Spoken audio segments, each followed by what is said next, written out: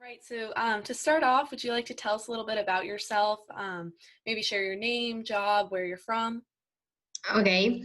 Um, well, my name is Florencia, and I am from Argentina. I live in Buenos Aires, and I work in a foundation where we develop civic technology. Awesome. So, going off that, what government regulations, if any, are you under right now? Well, right now in Argentina, we have obligatory social isolation, Okay. which means in all the country we have to stay at our homes. Only essential jobs are permitted, such as health and food sectors, hardware stores, and recently we are trying to make flexible the isolation, allowing more activities like big public constructions, and little by little, some small towns where no coronavirus cases were identified are asking the president for a permission to quit the obligation. Okay. So how has that affected your daily life personally? Um, I am living in my apartment, and my boyfriend came to live with me as soon as we found out about the obligation to stay at home.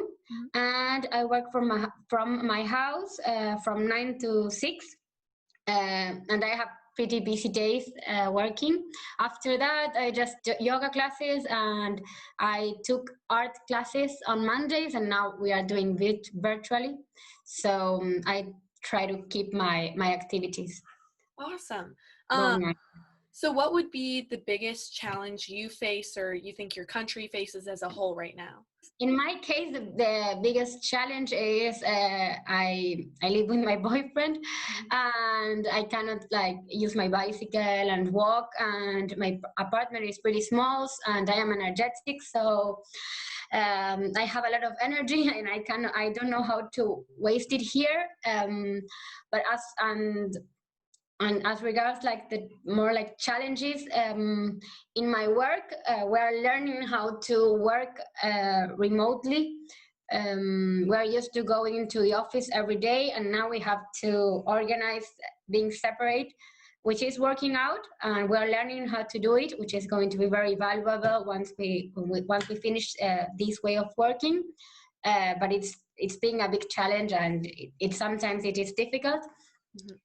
As regards the country, I believe we have very, very, very big challenges. It's a really hard situation. A lot of economic activity stopped, and we have a very delicate situation in the country before this started, and now it's going to be even harder. So we have very, very big challenges ahead. Okay. So have you learned anything about yourself, or as your country, whichever way you want to think of it as a whole? Well, I think about my life, and this isolation made me live more calm, and it's something that I would like to continue after the coronavirus. About the surroundings, what I uh, learned is we live with a lot of stimulus, and we consume a lot, and we do a lot of things, and now that we're obliged not to do them, I think it's somehow good for us to realize we don't need that much, and we are consuming more than the world can give us back. So I think that is something we have to learn about this experience. Okay. So is Argentina approaching a winter? Am I correct in that? Yes, we are now just in the autumn season. Okay. So, do you think that might pose any struggles for the Argentinian people? Because I know at least where I am in the United States, we're approaching summer, so we're hoping that the heat will maybe bring down some cases. Do you think that that might change things for y'all? Well, of course, winter is going to be harder, and we expect to be more difficult to control the virus. Right now, we are controlling it pretty well, but because we are all isolated and we did it on time. But now, of course, the politicians are trying to decide if it is better to extend it Hmm. or not, or how to manage the flexibility, which would be the best of the cases. But in winter, we have to be separated because and remaining in our houses if we can, because it's going to be very difficult to control it. Yeah. But so I think it's going to be really, really hard, and we will probably have the peak in winter. Mm-hmm. But if I think that if we manage it correctly, we're going to be able to control it. What the politicians are trying to do, if I'm well, it's to extend, to have more time to prepare the health system.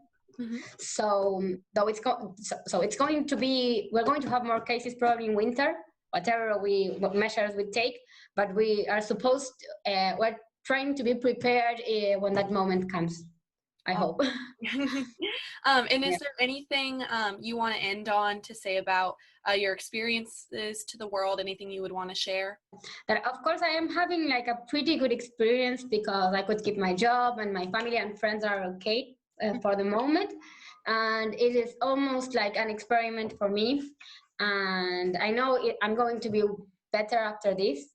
Of course it is hard, but and I hope it ends soon, but it is not like my privilege condition which allows this.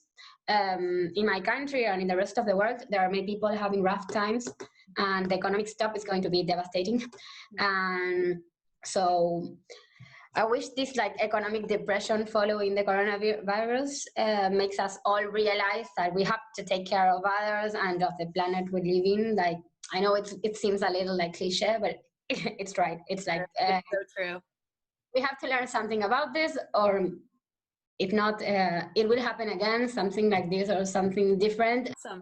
Well, that's pretty much all we have time for today. So on behalf of the Echo Foundation, I really want to thank you for your time, and it was really great to hear your perspective.